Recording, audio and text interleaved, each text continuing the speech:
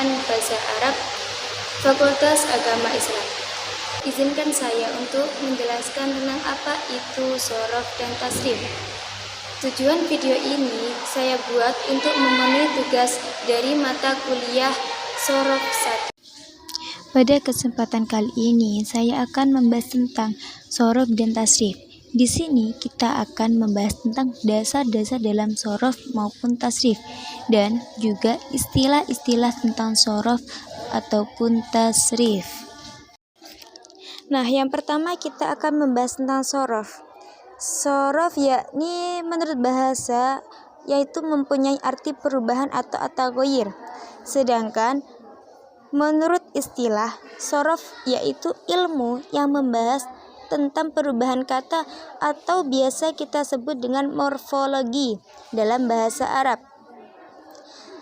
Dalam ilmu sorof ini bukan hanya perubahan saja, akan tetapi juga ada efeknya, yaitu berubah maknanya. Seperti contoh, qoro'a yang artinya membaca, sedangkan yaqra'u sedang membaca, qira'atan bacaan, qori orang yang membaca atau pembaca, dengan iqra yakni bacalah.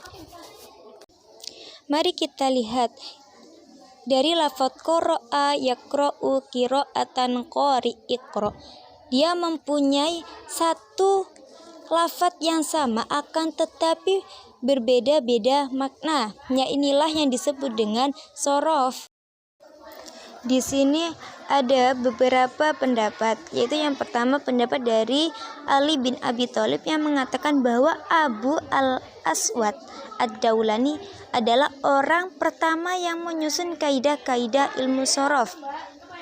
Dan pendapat yang kedua yakni dari sahabat Ali juga yang mengatakan bahwa Imam Mu'ad bin Muslimin al-Harra al-Kufi adalah orang yang pertama kali merinci permasalahan dalam ilmu sorof. Sedangkan pendapat yang ketiga yakni mengatakan bahwa Abu Usman al-Mazini adalah orang yang pertama kali menyusun ilmu sorof. Di sini tapi sebagian dari kita yang mengatakan bahwa Abu Aswad al-Daulani yakni orang yang pertama kali menyusun kaidah-kaidah ilmu sorof. Kemudian apa aja sih yang dibahas dalam ilmu sorof atau bisa kita sebut dengan ruang lingkup?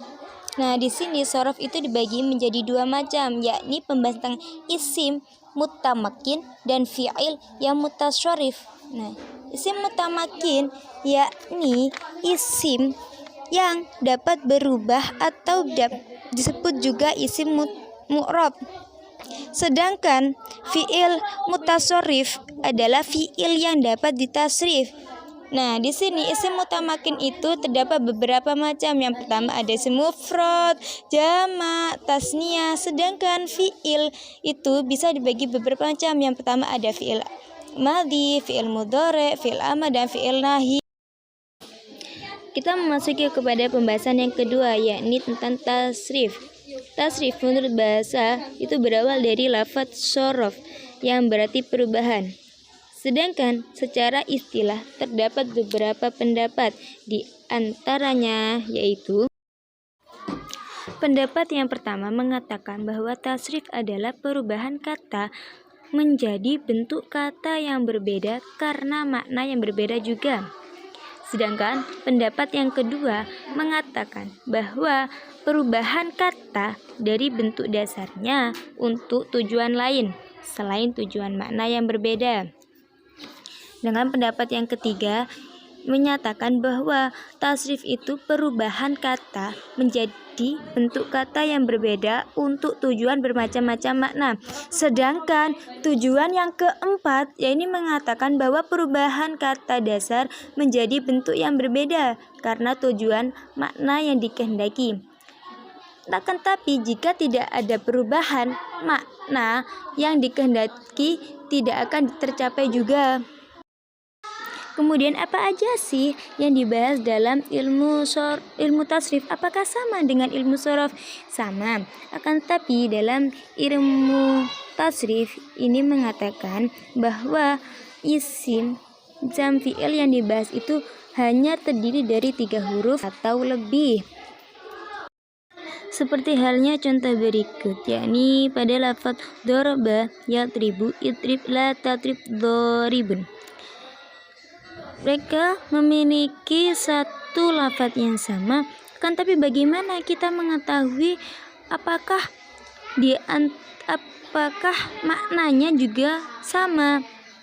Seperti halnya doroba, memiliki arti telah memukul. Apakah pada lafaz yatribu, itrib, la tatrib sama doribun juga memiliki arti yang sama?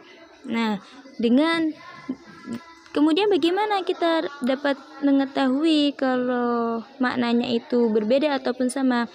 Nah, dengan ilmu sorof lah kita akan mengetahui bagaimana cara berubahnya satu bentuk kata ke bentuk kata yang lain. Maka dari itu, sebelum kita membahas tentang tasrif, akan lebih baiknya kita mempelajari tentang sorof. Sekian pembahasan tentang sorof dan tasrif. Apabila ada kata yang salah, saya mohon maaf yang sebesar-besarnya. Wassalamualaikum warahmatullahi wabarakatuh.